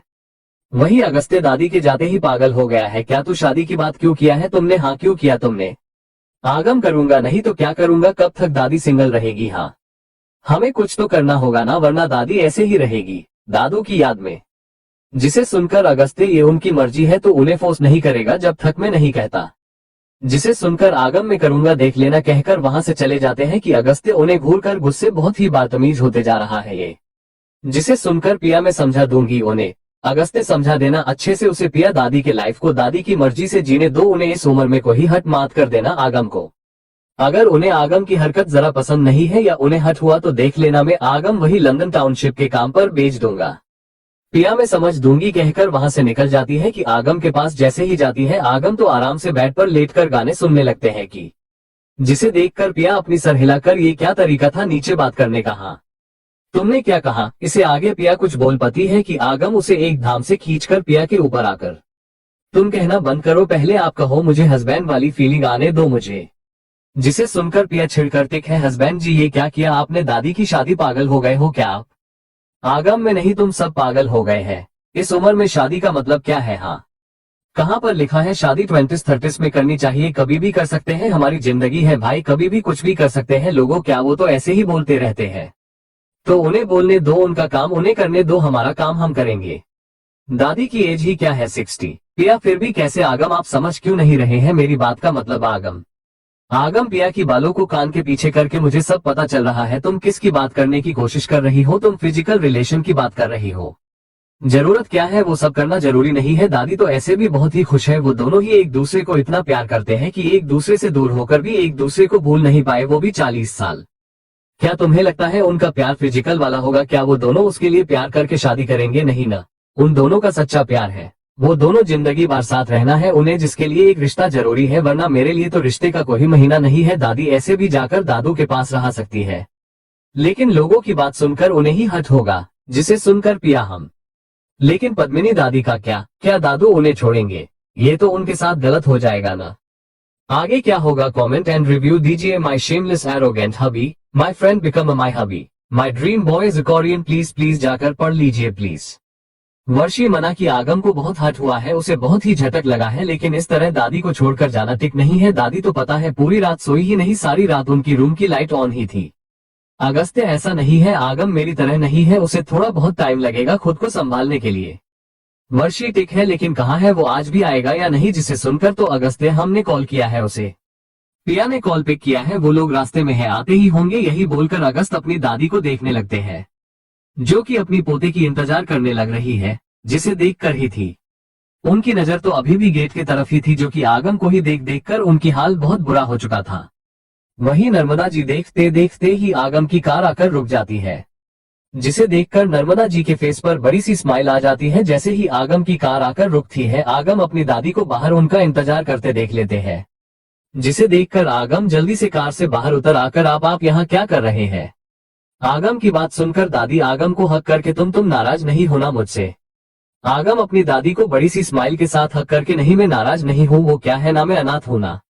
ये बात मुझे डाइजेस्ट करने में थोड़ी देर लगेगी ना, बहुत ही बड़ा झटक जो दिया है आपने मुझे, तो थोड़ा टाइम लगेगा ना। नर्मदा जी माफ कर दो मुझे, हम सेल्फिश हो चुके थे उस वक्त, इसलिए हमने तुम्हें बताया ही नहीं। जिसे सुनकर आगम, आपको ही सेल्फिश नहीं है दादी, जाने दीजिए, वो सब अंदर चलिए कहकर वहां से चले जाते हैं, अपनी दादी की बाजू को पकड़कर, पिया की हाथों को अपनी दूसरी हाथ से पकड़कर। अगस्त्य के घर ब्रेकफास्ट करते हुए आगम खाते हुए, चलिए दादी अपनी बैग्स पैक कर लीजिए, हमें कहीं जाना है। जिसे सुनकर नर्मदा जी, कहाँ कहाँ जाना है बेटा मुझे? आगम, दादू के पास। जैसे ही नर्मदा जी ये सुनती है, जरूरत नहीं है, रहने दो, जो भी था पास था, हम सब भूल गए हैं। आगम, वो ऐसा है क्या? तो फिर ठीक है, ऐसा है तो आपने शादी क्यों नहीं किया है? नर्मदा जी, ऐसा ही हमारी किस्मत, शादी लिखी नहीं थी हमने की नहीं, बस इतना ही। जिसे सुनकर आगम, किस्मत हमें खुद लिखना पड़ता है, लेकिन हम ये मानते ही नहीं, किस्मत खुद लिखना भी पहले से ही लिखा हुआ होता है। अब हमने जो भी लिखा यहाँ पर वो सब भी लिखा हुआ है, ये भी लिखा है किस्मत में पहले से ही, हम सिर्फ पपेट्स कठपुत लिया है। जो लिखा होता है वही होता है, हम बदल नहीं सकते, अगर बदलना लिखा है तो ही वो बदलेगा, वरना नहीं, वो भी लिखा होता है। जिसे सुनकर नर्मदा जी, मुझे कोई किस्मत नहीं बदलना है, नहीं मुझे कुछ लिखना है। जिसे सुनकर आगम, मतलब आप दादू को भूल गए हैं ना? नर्मदा जी, हम 40 साल हो गया है, सब भूल जाते हैं, मैं भी भूल गई हूँ। जिसे सुनकर आगम, ठीक है, ये तो अच्छी बात हुआ है, मैं अपने लिए नया दादू को ढूंढूंगा, आपकी शादी कर दूंगा। जिसे सुनकर सब हैरान होकर आगम को देखते हैं, तो आगम, मुझे क्या देख रहे हैं आप? सही तो कहा हमने, कब तक हमारी दादी सिंगल रहेगी? हाँ, करना तो पड़ेगा शादी मेरी दादी को। नर्मदा जी गुस्से, पागल हो गए हो क्या? आगम, में इस उम्र में शादी नहीं, मुझे कोई शादी नहीं करनी है, नहीं तुम्हें कोई दादू ढूंढने की जरूरत है, कहकर गुस्से में कहकर वहां से चले जाती है। वही अगस्त्य दादी के जाते ही, पागल हो गया है क्या तू? शादी की बात क्यों किया है तुमने? हाँ क्यों किया तुमने? आगम, करूंगा नहीं तो क्या करूंगा, कब तक दादी सिंगल रहेगी? हाँ, हमें कुछ तो करना होगा ना, वरना दादी ऐसे ही रहेगी दादू की याद में। जिसे सुनकर अगस्त्य, ये उनकी मर्जी है तो उन्हें फोर्स नहीं करेगा जब तक मैं नहीं कहता। जिसे सुनकर आगम, में करूंगा देख लेना, कहकर वहां से चले जाते हैं कि अगस्त्य उन्हें घूरकर गुस्से, बहुत ही बदतमीज होते जा रहा है ये। जिसे सुनकर पिया, मैं समझा दूंगी उन्हें। अगस्त्य, समझा देना अच्छे से उसे पिया, दादी के लाइफ को दादी की मर्जी से जीने दो, उन्हें इस उम्र में कोई हट मात कर देना आगम को। अगर उन्हें आगम की हरकत जरा पसंद नहीं है या उन्हें हट हुआ तो देख लेना, मैं आगम वही लंदन टाउनशिप के काम पर भेज दूंगा। पिया, मैं समझ दूंगी, कहकर वहां से निकल जाती है कि आगम के पास जैसे ही जाती है, आगम तो आराम से बेड पर लेटकर गाने सुनने लगते हैं कि जिसे देखकर पिया अपनी सर हिलाकर, ये क्या तरीका था नीचे बात करने का? हाँ, तुमने क्या कहा? इसे आगे पिया कुछ बोल पाती है कि आगम उसे एक धाम से खींचकर पिया के ऊपर आकर, तुम कहना बंद करो, पहले आप कहो, मुझे हस्बैंड वाली फीलिंग आने दो मुझे। जिसे सुनकर पिया छिड़कर, टिक है हस्बैंड जी, ये क्या किया आपने? दादी की शादी, पागल हो गए हो क्या आप? आगम, में नहीं, तुम सब पागल हो गए हैं, इस उम्र में शादी का मतलब क्या है? हाँ, कहाँ पर लिखा है शादी 20s-30s में करनी चाहिए? कभी भी कर सकते हैं, हमारी जिंदगी है भाई, कभी भी कुछ भी कर सकते हैं। लोगों क्या, वो तो ऐसे ही बोलते रहते हैं, तो उन्हें बोलने दो, उनका काम उन्हें करने दो, हमारा काम हम करेंगे। दादी की एज ही क्या है, 60। पिया, फिर भी कैसे आगम, आप समझ क्यों नहीं रहे हैं मेरी बात का मतलब? आगम, पिया की बालों को कान के पीछे करके, मुझे सब पता चल रहा है, तुम किसकी बात करने की कोशिश कर रही हो? तुम फिजिकल रिलेशन की बात कर रही हो। जरूरत क्या है वो सब करना जरूरी नहीं है। दादी तो ऐसे भी बहुत ही खुश है, वो दोनों ही एक दूसरे को इतना प्यार करते हैं कि एक दूसरे से दूर होकर भी एक दूसरे को भूल नहीं पाए, वो भी 40 साल। क्या तुम्हें लगता है उनका प्यार फिजिकल वाला होगा? क्या वो दोनों उसके लिए प्यार करके शादी करेंगे? नहीं ना, उन दोनों का सच्चा प्यार है। वो दोनों जिंदगी भर साथ रहना है उन्हें, जिसके लिए एक रिश्ता जरूरी है, वरना मेरे लिए तो रिश्ते का कोई महीना नहीं है। दादी ऐसे भी जाकर दादू के पास रह सकती है, लेकिन लोगों की बात सुनकर उन्हें ही हर्ट होगा, जिसे सुनकर पिया हम। लेकिन पद्मिनी दादी का क्या दादू उन्हें छोड़ेंगे? ये तो उनके साथ गलत हो जाएगा ना। वही पिया की बात सुनकर आगम, मेरे लिए तो दादी ऐसे ही दादू के पास जाकर रह सकती है, लेकिन ये लोग की बात सुनकर दादी हर्ट हो जाएगी, जिसे सुनकर पिया। लेकिन पद्मिनी दादी का क्या होगा? उनके साथ गलत होगा ना, जिसे सुनकर आगम, ये दादू की प्रॉब्लम होगी, हमारी नहीं। वो दादी के साथ ऐसे भी रह सकते हैं, दादी के साथ, उन्हें छोड़ो, ये सब हमारे काम शुरू करते हैं। कहते हुए आगम पिया के पूरे फेस को किस करने लगते हैं। पिया एक छोटी स्माइल के साथ, पिया आगम को देखते हुए, आपको तो बस मौका चाहिए, ये सब करने की टाइम देखा है क्या आपने? सुबह के 10 भी बज नहीं रहा है, आप फिर से ये सब करने की बात कर रहे हैं। आगम, हाँ करना है मुझे, वो सब छोड़ो, ये सब बातें कहकर एक धाम से पिया की होठ को चूमना स्टार्ट करते हैं। पिया भी एक छोटी स्माइल के साथ किस करने लगती है। वही आगम के हाथ धीरे धीरे नीचे चले जाते हैं। फिर क्या था ये, वहाँ अब बहुत कुछ होने लगता है, जैसे आपकी दिमाग में चल रहा है वही सब वहाँ होने लगता है। उन दोनों के कपड़े नीचे थे वहाँ, तो अब पिया के अब करहाने लगती है। हाँ हाँ आगम धीरे धीरे करो, आप कर क्या रहे हैं? आगम, वही कर रहा हूँ जो मुझे करना चाहिए, कहकर अपनी रिफरत बढ़ा देते हैं कि पिया की आंखों से तो आंसू ही निकलने लगता है। पिया दर्द से करहाने लगती है कि आगम उसकी आंसू साफ करने लगते हैं। आंसू साफ करते हुए, बहुत दर्द हो रहा है क्या? पिया हम कहते हुए कसकर आगम की बाजू को पकड़ लेती है कि आगम अपना सर झुकाकर पिया के गाल पर किस करके धीरे से पिया के कान में देखा, तुमने तुमसे छोटा होकर भी तुम्हें खुश किया है हमने, खुश तो होना तुम। पिया हैरान होकर आगम को देखकर हम हूँ, अगर उसने अभी गलती से भी इस वक्त नहीं कहा तो आगम तो उसे कच्चा ही खा जाएगा, यही सोचकर पिया डर से न कहा देती है, वरना वो आगम से मजाक में न कहना चाहती थी, लेकिन उसे पता था वही मजाक तो उस पर भारी पड़ने वाला है। यही सोचकर पिया न कह देती है कि आगम पिया की बात सुनकर सेटिस्फाई होकर देखते देख आगम अपनी रफ्तार कम कर देते हैं, जिसे देखकर पिया को थोड़ी बहुत रहता मिलती है।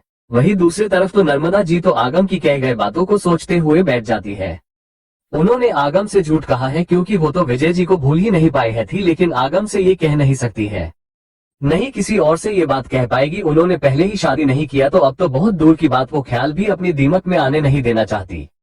वहीं दूसरी तरफ तो संपत मोक्ष के घर से निकलकर सीधा अध्या के पास ही चले जाते हैं, लेकिन अध्या घर पर थी ही नहीं, वहां वीनू था। इस वक्त जैसे ही संपत वीनू को देखते हैं, जो बहुत ही जोर से गाने सुन जो रहते, वो संपत को देखते हैं।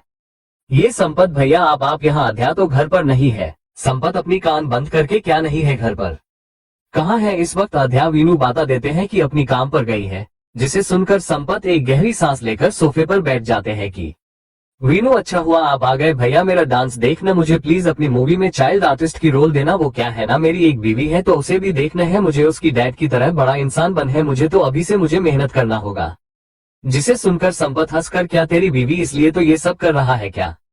वीनू हम देखिए मेरी डांस, कहते हुए संपत को डांस करके दिखाने लगते हैं कि संपत भी देखकर ये फिल्म के लिए तो नहीं, लेकिन अगली फिल्म के लिए सोचूंगा वीनू, जब तक तुम और अच्छे से डांस सीख लेना, एंड तुझे पैसे की जरूरत है तो बोल देना, मैं दूंगा तुझे। वीनू ठीक है, अभी मुझे और मेहनत करना है, ऊपर से पढ़ाई भी करनी है मुझे, कहकर डांस फिर से करने लगते हैं कि संपत हंसकर वीनू को देखकर खुद से ही इसकी बीवी है, पता नहीं मेरी कभी बनेगी। धन्य जी आपके लिए मुझे अब शॉटिंग जल्दी स्टार्ट करनी होगी। पता नहीं मेरी दोस्त कहाँ है यार, इसे भी आज ही कम पर जाना था क्या, कहकर अध्या को कॉल लगा देते हैं। एक दो बार तो कॉल पिक ही नहीं करती है कि जैसे ही संपत राखने वाले होते हैं कि पिया फोन पिक करके, हाँ बोल क्या हुआ है? संपत छिड़कर, कल पिक कर लेना था तुझे। जिसे सुनकर पिया, क्या हुआ, इतना क्यों छिड़ा हुआ है? संपत तेरी दोस्त को तेरी जरूरत है, तुझे मेरे प्यार के बारे में बहुत कुछ बताना है, कहाँ है तू? जिसे सुनकर पिया अपनी लोकेशन शेयर करती है, जिसे देखकर संपत की सांस जैस अटक जाती है। नहीं मैं नहीं आने वाला, वहां पहुंचते हुए ट्रैफिक में मेरी कमर अकड़ा कर रहा जाएगा। यही से सुन मेरी प्यार की गदा, तुझे पता है मेरी प्यार को सब कितना ज्यादा टॉर्चर करते हैं, बहुत ही काम बोलते हैं यारों से। मेरे दोस्त का मर्डर करने का मन कर रहता उसका मुझे। पिया कौन है तेरा दोस्त जो मुझे नहीं पता? संपत छिड़कर, मेरा आरेक दोस्त, तुझे पता है क्या? लंदन का दोस्त है, जानती नहीं हो न तू, नाम वाम पूछना बंद कर, मेरी बातों पर ध्यान दे पहले। पिया ठीक है, गहरी सांस लेकर अब बोल क्या हुआ तेरे प्यार के साथ? और संपत होने को तो बहुत कुछ हुआ है, सारा घर का कम कर देते हैं ये लोग, उसे चाय कॉफी भी बनाने को कह देते हैं यार। और तुझे पता है मेरी बेबी को नैनी बनाकर रख दिया है, बेचारी खुद बच्ची है, एक बच्ची को लेकर घूम रही है पूरी घर में। पता है उसकी मोम तो काम पर जा रही है मेरी बेबी को पास कर, मेरी बेबी भी तो कुछ दिन में काम पर जाएगी ना। पता है तुझे सेट पर भी बेबी को लेकर आएगी, पता नहीं कैसे मैनेज करेगी मेरी बेबी। हमें ही उसकी मदद करनी होगी वरना तो उसकी तबीयत ही खराब होगा इन सब के चक्कर में। जिसे सुनकर प्रिया तू मैनेज करेगा, तुझे तो बच्चे पसंद नहीं है ना। संपत नहीं है लेकिन मुझे करना ही होगा। तुझे पता है हमने आज एक छोटी बेबी को अपनी गोद में लिए है सिर्फ मेरी धन्य के लिए। संपत धन्य का नाम लेते हैं लेकिन तभी अध्या की वैनिटी की डोर ओपन होता है। अध्या उसी टाइम अपनी कान से फोन निकालकर उस तरफ देखती है। उसने टिक से नाम सुना ही नहीं। वही अध्या अपनी टीम से, आप वहां मेरा वेट करना, मैं अभी अति हूँ कहकर संपत से हाँ बोल क्या किया तुमने। संपत छिड़कर तूने मेरी बात नहीं सुना है क्या, जाओ यार, मेरे अंदर दोबारा बोलने की हिम्मत नहीं, पहले ही छिड़ा हुआ हूँ तो अब नहीं बोलने वाला हूँ मैं। औख तुम अपना काम करना में राग था हूँ कहकर कॉल कट कर देते हैं कि अध्या स्क्रीन को देखकर इसे पता नहीं जब से प्यार हुआ है ऐसा क्यों बन गया है कहकर अपनी मेकअप करवाने जाती है। वही संपत सोफे पर लेटकर वीनू को देखकर इसका अच्छा है, कोई टेंशन नहीं तारी लाइफ में, काश मैं भी बच्चा हो जाता। वही मोक्ष की ऑफिस में जब से लंदन से आए हैं रिया अंकुश तो जहां देखो वहां ऑफिस रोमांस करना शुरू ही कर देते हैं कि वही अब हो रहता। रिया कुछ कम के लिए पुराने फाइल्स जहां रखे थे उस तरफ जाती है कि अंकुश तो उनकी नजरें जैसे अपनी बीवी पर ही टिक कर बैठी थी, ये देखकर वो भी एक फाइल लेकर उस तरफ चले जाते हैं। जैसे ही आसपास देखकर एक धाम से रिया जिस रूम के अंदर गई थी वो भी उसी रूम में चले जाते हैं। रिया तो एक धाम से डर ही जाती है, कौन आया है, डरकर जैसे ही चिल्लाने वाली होती है कि अंकुश अपनी एक हाथ से रिया की मुंह पर हाथ रखकर दूसरी हाथ से रिया को कमर से होल्ड कर लेते हैं कि अंकुश चिल्लाना मात में ही हूँ। रिया अपनी आंखें अंकुश को देखकर छोटी कर लेती है जो कुछ देर पहले डर के कारण जो बड़े बड़े हो चुके थे। रिया छिड़कर अंकुश की बाजू पर मारकर बहुत हुआ, आपने तो डरा ही दिया मुझे। ये क्या था। हाँ अंकुश सॉरी डर गई क्या तुम, तो क्या करे यार, जब से इंडिया आए हैं हमने कुछ किया ही नहीं, बस किसके अलावा कुछ करने का मौका ही नहीं मिल रहा है हमें अभी एक होना है अभी। जिसे सुनकर रिया गुस्से, आप पागल हो गए हैं, यहाँ एक होना है आपको, यहाँ सब करना है आपको। अंकुश रिया की नेक में अपनी चेहरे को छुपाकर हाँ यही करना है मुझे कहते हुए किस करने लगते हैं। अंकुश रिया उन्हें धक्का देते हुए, नहीं जाओ आप यहाँ से, मुझे कुछ नहीं कारण है यहाँ। अंकुश तो फिर कहाँ करना है, हाँ ऑफिस होते ही घर चले जा रही हो तुम अपने घर में, आपने घर। पता है रात में मुझे मेरी बीवी की बहुत याद आ रही है, ऐसा लग रहा है हम इंडिया क्यों आए हैं, वही रहते तो अच्छा रहता हमारा, मुझे तुम्हारे साथ ही सोने का मौका मिलता। जिसे सुनकर रिया अंकुश के गले में हाथ डालकर, अभी भी मैं तुम्हारे घर आ सकती हूँ, मेरे घर आकर अम्मी भैया से बात करो, बस हमारी निकाह हो जाएगी और क्या हम दोनों एक साथ तुम्हारे घर में तुम्हारे रूम में वहाँ ये सब करेंगे। जिसे सुनकर अंकुश अच्छा मजाक है कहते हैं रिया की हाथों को अपनी गले से निकलकर, तुम जानती हो ना हम ब्राह्मण हैं तुम एक मुस्लिम, तो हमारी निकाह ये महादेव, मेरा मतलब हमारी विवाह कैसे होगा। हाँ रिया अजीब सी स्माइल के साथ, कैसे होगा, क्या मतलब हमारी निकाह तो हो चुका है ना। अंकुश हाँ लेकिन हम किसी को बता नहीं सकते, मेरी मोम डैड को तो हार्ट अटैक ही आ जाएगा। रिया गुस्से में, मेरी अम्मी का भी यही हाल होगा, लेकिन फिर भी मैं बोल रही हूँ ना, तुम्हारी बातों से लगता है तुम तो इस शादी को ऐसे ही छुप छुप कर रखने का सोच रहे हो क्या। अंकुश हाँ अभी तो कुछ टाइम ऐसे ही रहेंगे हम। रिया हैरान और गुस्सा होकर, क्या ऐसे ही, मतलब अभी तक पूरे 4 महीने हुए हैं हमारे निकाह होकर, तो कब बताने का इरादा है तुम्हारा। हाँ अंकुश रिया का गुस्सा देखकर, ठीक है सोचूंगा इस बारे में, तुम अपनी मूड खराब मत करना एंड मेरा भी मत होने देना। देखो मुझे एंड तुम्हारी बेबी को तुम्हारी बहुत जरूरत है, उसे भूख लग रही है तुम्हारी, खाने दो ना यार कहते हुए रिया के पास आने लगते हैं कि रिया गुस्से दूर रहना, अंकुश मुझे यहाँ कुछ नहीं करना है, मैं चिल्ला दूंगी देख लेना, मेरे पास आना मत आप। जिसे सुनकर अंकुश उसे एक झटक में कमर से पकड़कर अपने पास खींचकर, बहुत बोलती हो यार तुम, कैसे चिल्लाने वाली हो। रिया चिल्लाने वाली होती है कि अंकुश रिया को एक धाम से किस कर लेते हैं। रिया की आवाज गले में ही दब कर रहा जाता है। रिया बहुत देर धक्का देते रह जाती है लेकिन अंकुश सुनने का नाम ही नहीं लेते हैं। रिया की दोनों हाथों को मोड़कर पीछे करके किस करने लगते हैं कि सारे फाइल्स गिरने लगते हैं, क्योंकि किस करते हुए वो दोनों ही यहाँ वहाँ घूमने लगते हैं। रिया तो अंकुश को धक्का देकर थक जाती है, फिर क्या था, वो भी अब किस करने लगती है कि अंकुश की हाथ तो कहीं कहीं और ही जाने लगते हैं, आप समझ ही गए होंगे। उनकी हाथ जैसे ही वहां टच होता है रिया एक धाम से होश में आ जाती है, अंकुश को धक्का देकर, नहीं यहाँ नहीं कोई आ जाएगा अंकुश, अंकुश गुस्से में, तो कहाँ करे, मैं तुम्हारे घर आ नहीं सकता, तुम मेरे घर आ नहीं सकती। तो कहीं होटल में तो तुम माना करोगी, तो कहाँ कहाँ करे, मैं खुद के बीवी से दूर रहा नहीं जाता मुझसे, पूरे पूरे 3 दिन हो गए हैं, हमने कुछ नहीं किया, मुझे तुम्हारी जरूरत है, देखो देखो कहकर रिया की हाथों को पकड़कर एकदम से रिया के हाथों को पकड़कर अपनी हार्ट एंड हॉट पार्ट पर रख लेते हैं। अंकुश देखा देखा तुमने बहुत मुश्किल से छुपा रहा हूँ इसे, क्या पूरी जिंदगी ऐसे ही रहूं क्या? चलो होटल चलते हैं, वहां करते हैं। रिया नहीं, मैं वहां नहीं आऊंगी, मेरा प्यार गलत हो जाएगा, वहां आ गई तो मैं नहीं आने वाली। अंकुश गुस्से पास में रखा हुआ फाइल बॉक्स को किक करके वहां से निकल जाते हैं। रिया भी गुस्से में सारी फाइल्स जो नीचे गिरे हुए थे उन्हें समेटने लगती है। वहीं रिया होश में आकर अंकुश को धक्का देकर, नहीं नहीं यहाँ नहीं, अंकुश को ही आ जाएगा अंकुश।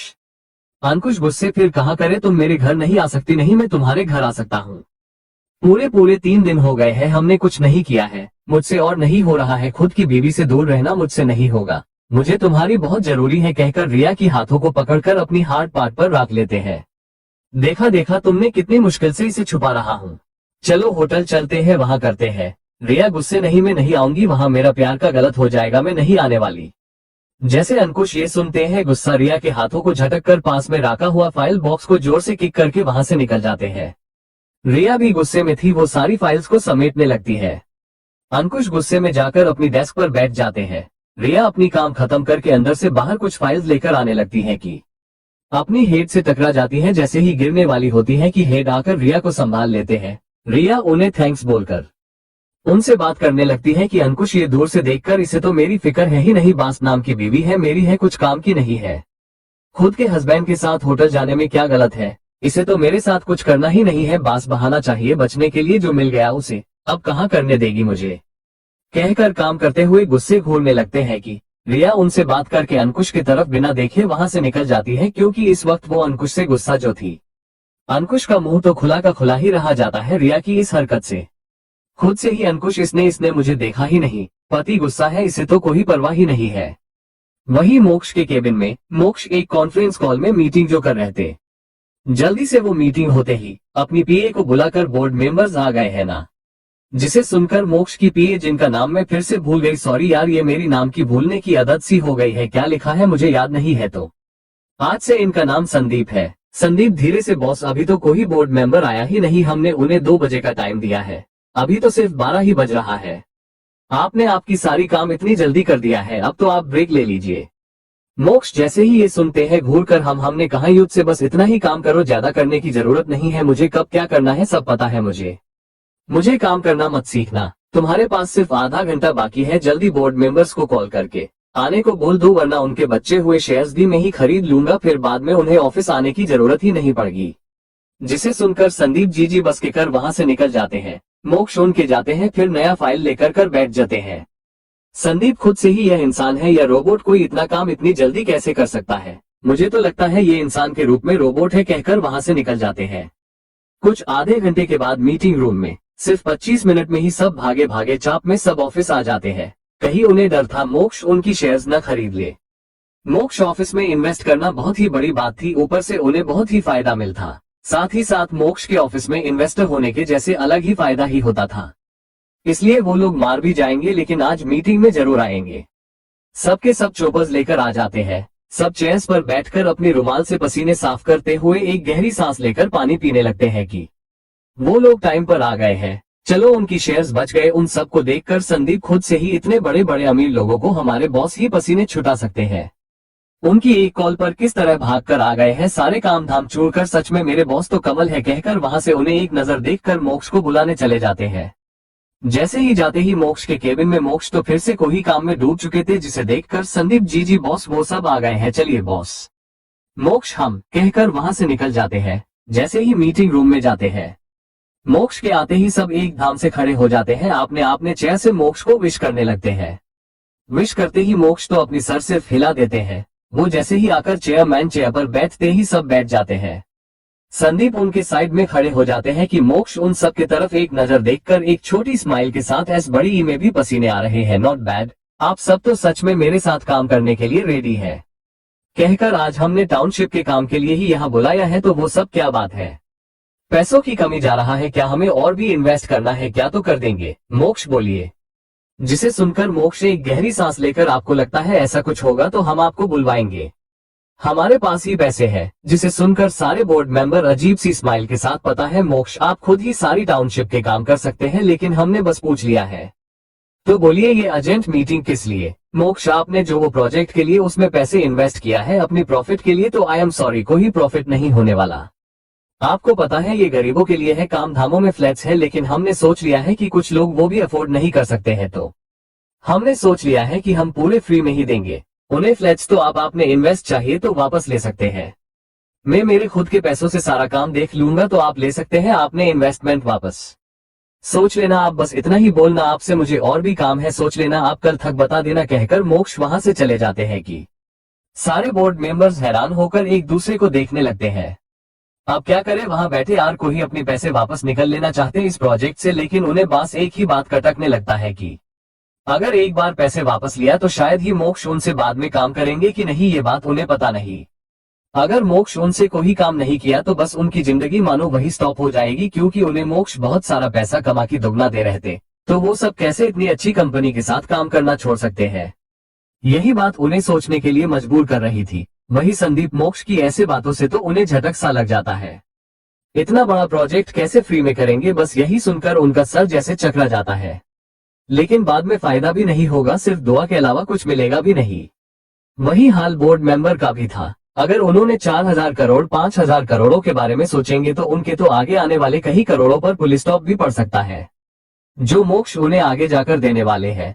उन्हें कुछ समझ में न आकर वहां से सब चले जाते हैं, कुछ जवाब न देकर।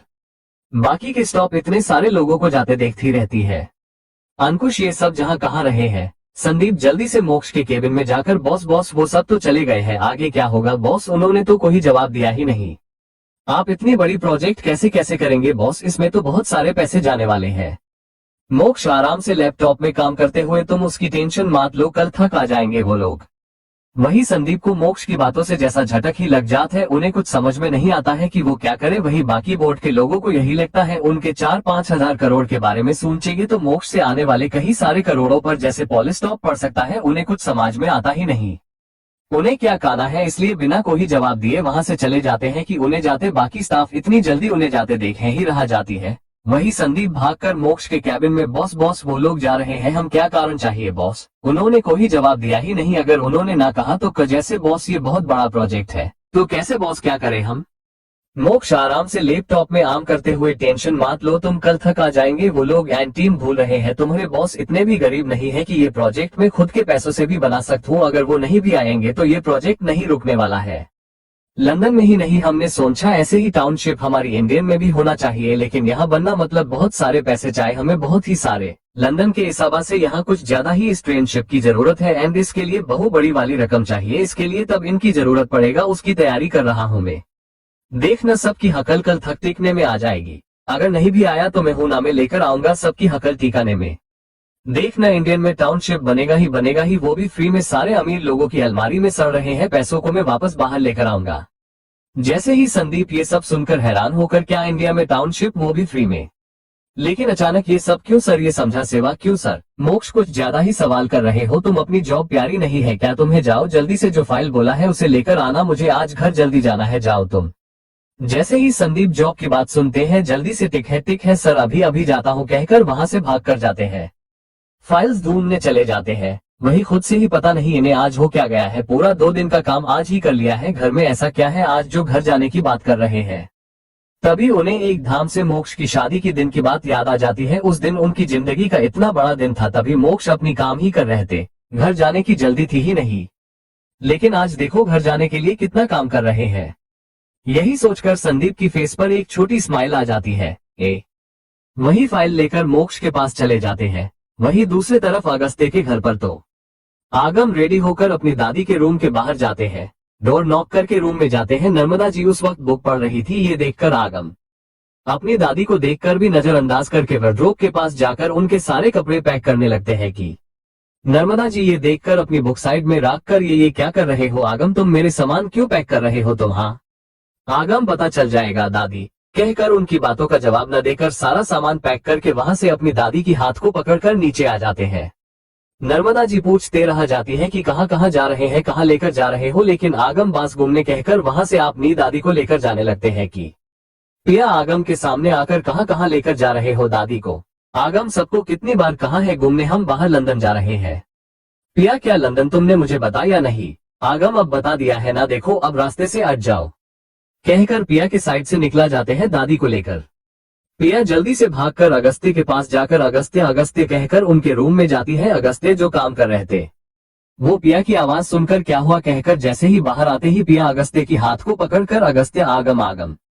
अगस्त्य पिया को संभाल कर क्या हुआ, आगम ने क्या किया। अब पिया आगम आगम दादी को कहीं लेकर जा रहा है, जिसे सुनकर अगस्त्य ये लड़का भी न पता नहीं इसके दिमाग में क्या चलता रहता है कहकर भागकर नीचे जाते हैं कि वर्षी को लेकर पिया नीचे आने लगती है। अगस्त्य तब थक आते आगम दादी को लेकर चले जाते हैं। पिया के पास आकर अगस्त्य क्या क्या कहा उसने तुमसे। पिया उसने कहा कि दादी और वो लंदन घूमने जा रहे हैं। जैसे ही अगस्त्य ये सुनते हैं अपनी पायलट को कॉल करके आगम के बारे में पूछते हैं कहीं आगम दादी को लेकर आए हैं क्या वहां, जिस पर वो पायलट साफ साफ मना कर देते हैं कि नहीं आगम नहीं है वहां, अगस्त्य टिक है बोलकर अपनी आदमी को कॉल करके सारे एयरपोर्ट में आगम दादी की टिकट के बारे में देखने को बोल देते हैं। जैसे ही कुछ देर में कॉल आते ही अगस्त्य को पता चल जाता है कि आगम ने कोई लंदन जाने की बात झूठ कहा है, कोई टिकट बुक नहीं किया है उसने, कहीं नहीं जा रहे हैं वो। अगस्त्य खुद से ही ये लड़का दादी को लेकर मोक्ष के घर ही गया होगा, हमें बेवकूफ बनाने के लिए उसने लंदन की बात झूठ कहा है कहकर वहां से वर्षी को पिया को लेकर वहां से चले जाते हैं मोक्ष के घर के लिए। वही मोक्ष के घर पर सब शाम के टाइम पर गार्डन में बैठे हुए थे कि मोक्ष की कार आकर रुकती है। मोक्ष को देखकर धन्य देखो देखो डैड आ गए हैं बेबी, चले डैड के पास चले कहकर मोक्ष के पास जाने के लिए खड़े होकर बाय बाय बोलो सबको बाय। ऋतु पूर्णी के गाल खींचकर बाय बेबी जल्दी आना कहकर पूर्ण की हाथ को किस कर देते हैं कि धन्य हम जल्दी आएगी, डैड को फ्रेश करके डैड के साथ आएगी कहकर मोक्ष के पास चले जाती है। मोक्ष जैसे ही अपनी बीवी बेटी को आते देख बड़ी सी स्माइल के साथ वो मेरे प्रिंसेस ने क्या किया आज, डैड को मिस किया कि नहीं, बोलो बोलो धन्य किया है ना मिस। मोक्ष धन्य के फोरहेड पर किस करके वहां से अंदर चले जाते हैं कि धन्य मोक्ष अपनी बेटी को तो उठ लीजिए। मोक्ष नहीं मैं बाहर से आया हूँ, फ्रेश होने दो मुझे, बाद में उठा लूंगा मैं प्रिंसेस को कहकर धन्य को लेकर चले जाते हैं। सिमी जी उन तीनों की क्यूट सी फैमिली को देखकर विजय जी के साथ हमने कभी नहीं सोचा डैड मोक्ष ऐसा बदल जाएगा, कभी नहीं, सपने में कभी नहीं सोचा मेरे मोक्ष के बच्चे होंगे, बीवी होगी, उसकी एक फैमिली होगी। पद्मिनी जी तेरे डैड ने ये एक अच्छा काम किया अपनी जिंदगी में मोक्ष के लाइफ में धन्य को लाकर, वरना इनके काम तो ऐसे ही होगा। भगवान का शुक्र है मोक्ष इनकी तरह नहीं है, वरना मेरी जिंदगी की तरह हो जाती धन्य बेटी की जिंदगी। अच्छा हुआ धन्य की किस्मत ऐसा नहीं है। सिमी जी माँ आप ये कैसे बातें कर रहे हैं। विजय जी सिमी से उसे बोलने दो बेटा, उसने जिंदगी भर इस दर्द को अपने दिल में लेकर बैठी है तो अभी कुछ नहीं कहेगी तो उन्हें दर्द होगा। बोलने दो पद्मिनी को, मैं हो उनका गुनहगार हूँ, शादी होने के बावजूद भी अपनी बीवी से प्यार नहीं किया, नहीं कभी कर पाऊंगा। इनकी इज्जत करने का अलावा हमने कुछ नहीं किया है इनके लिए, ना ही इनकी कभी केयर किया है, ना ही इन्हें कभी घुमाने लेकर गया हूँ, ना ही इनसे टिक से 2 घंटे बात किया है, ना ही इनके लिए कोई गिफ्ट लेकर आया हूँ, और ना ही इनके दोस्तों के साथ बातें किया ही, ना ही इनके रिश्तेदारों की शादी में या कोई फंक्शन में गया हूँ। बस अपनी पूरी जिंदगी बस काम के अलावा हमने कुछ नहीं किया है इनके लिए। इतना तो बोलेगी ना। विजय जी बोलने दो सिमी बेटा, उन्हें उनके लिए हमने कुछ नहीं किया, ना ही उनके साथ मूवी देखा है, ना ही उन्हें कहीं घुमाने लेकर गया हूँ, और नहीं ही उनके साथ टिक से बैठकर 2 घंटे बात किया है। बस हम अपनी पूरी जिंदगी काम में निकल दिया है, ना ही कभी इन्हें जानने का कोशिश किया है, ना ही इनकी बात कभी सुना है हमने। बस अपनी मर्जी चलाते गए हैं, हम कुछ नहीं किया है इनके लिए। हमने मेरे कारण इन्होंने अपनी मौके के घर जाना ही छोड़ दिया है, सिर्फ मेरे ही कारण, क्योंकि हम वहां नहीं जाते वो लोग मेरे ना आने पर सवाल करने पर झूठ बोल बोलकर थक कर खुद ही जाना ही छोड़ दिया है। पद्मिनी जी के आंखों में आंसू थे, आपको याद है सब 0.0 विजय जी हम वही मेहर ऋतु तो अपनी दादा दादी को ही देख रहे थे। वही दूसरी तरफ मोक्ष के रूम में धन्य पूर्णी को बेड पर सुलाकर मोक्ष के लिए कपड़े निकालने लगती है। मोक्ष अपनी कोट निकलते हुए पूर्णी की तरफ देखते हुए बोले मेरे बच्चा क्या चाहिए तुम्हें, डैड के बाहों में आना है क्या, वे डैड फ्रेश होकर आएंगे आपको गोद में लेंगे, अभी आते हैं हम कहकर शॉर्ट के बटन निकलते हुए वॉशरूम में चले जाते हैं। धन्य पूर्णी को फीड करने लगती है अपनी गोद में लेकर। कुछ देर बाद मोक्ष फ्रेश होकर आ जाते हैं कि जैसे ही धन्य को फीड करवाते हुए देखते हैं उनके फेस पर एक डेविल वाली स्माइल आ जाती है। धन्य फोन देखते हुए फीड करने लगती है कि मोक्ष आकर पूर्णी को अपनी बाहों में लेकर बेड पर लेट जाते हैं। धन्य छिड़कर ये क्या हरकत है मोक्ष। हाँ पूर्णी का अब तक पेट भरा ही नहीं, उसका दीजिए मुझे आप कहकर हाथ आगे करती है कि मोक्ष बिना धन्य की बात का जवाब दिए बिना सीधा बेड पर लेटकर पूर्णी को लेकर सीधा धन्य की गोद में अपना सर रख लेते हैं। धन्य छिड़कर आप ये क्या कर रहे हैं मोक्ष, पूर्णी को दे दीजिए। वो इतना ही बोल पाती है कि धन्य के आंखें बड़े बड़े हो जाते हैं, उसकी मुंह तो खुला का खुला ही रह जाता है। उसकी आगे की शब्द जैसे उसकी मुंह में धाम फोड़ देते हैं, क्योंकि मोक्ष धन्य की निप्पल को अपनी मुंह में बांध लेते हैं और खुद ही दूध पीने लगते हैं। जैसे ही धन्य ये देखकर अब आप क्या कर रहे हैं मोक्ष कहकर मोक्ष को धक्का देने लगती है कि मोक्ष। कुछ देर बाद दूर होकर हाँ चलो मेरा तो हो गया है प्रिंसेस, अब तुम्हारी बारी, पी लेना अपनी माँ की दूध को।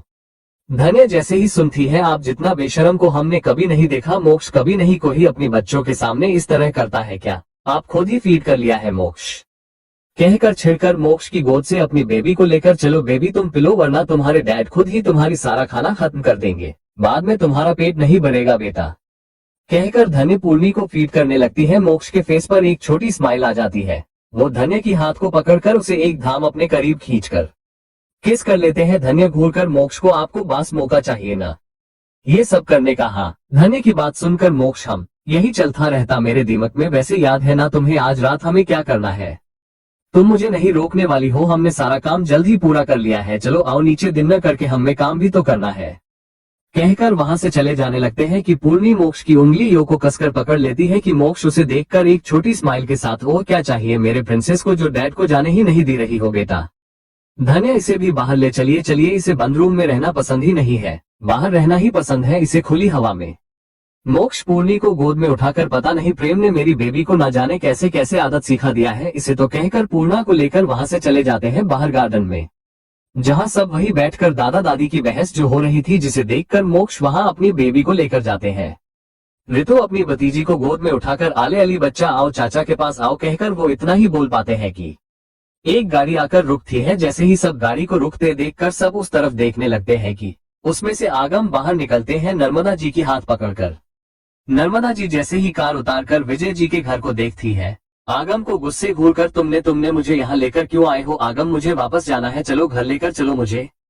जैसे ही सब देखते हैं आगम नर्मदा जी को लेकर आए हैं, सब देखते हैं लेकिन विजय जी के फेस पर बड़ी सी स्माइल आ जाती है नर्मदा जी को देखकर, जिसे सब देख लेते हैं अपना सर हिला देते हैं। वही आगम को न लेकर जाते देख नर्मदा जी खुद ही वापस अपनी कार में बैठने वाली होती है कि आगम अपनी दादी की बाजू को पकड़कर रुक जाइए ना दादी। नर्मदा जी आगम को घूरकर गुस्से छोड़ मुझे जाने दे, मुझे छोड़ मुझे कहकर आगम की हाथों को अपनी बाजू से हटाकर जाने लगती है कि विजय जी ये देखकर नर्मदा रुको रुको वही कहकर खड़े होकर उनके पास जाने लगते हैं कि नर्मदा जी रुक जाती है विजय जी की आवाज सुनकर। जैसे ही विजय जी को सारे घर वालों को वही बाहर देखकर आगम को घूर कर देखती है।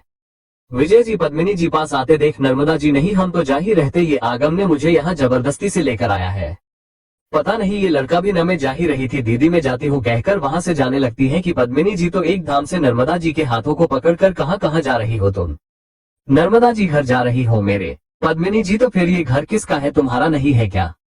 जिसे सुनकर नर्मदा जी हैरान होकर आप ये कैसे बातें कर रहे हैं, ये घर मेरा कैसे होगा, ये आपका घर में होती कौन हूँ, ये घर मेरा घर कहने के लिए मोक्ष वहां आकर अंदर चलकर बात करते हैं कहकर जैसे ही जाने लगते हैं कि नर्मदा जी को ही अंदर बात नहीं होगा बेटा, बात करने के लिए कुछ बचा ही नहीं है, हम नहीं आएंगे घर के अंदर कहकर वहां से जाने लगती है कि अगस्त्य पिया बाकी सब भी वहां आ जाते हैं पिया को लेकर।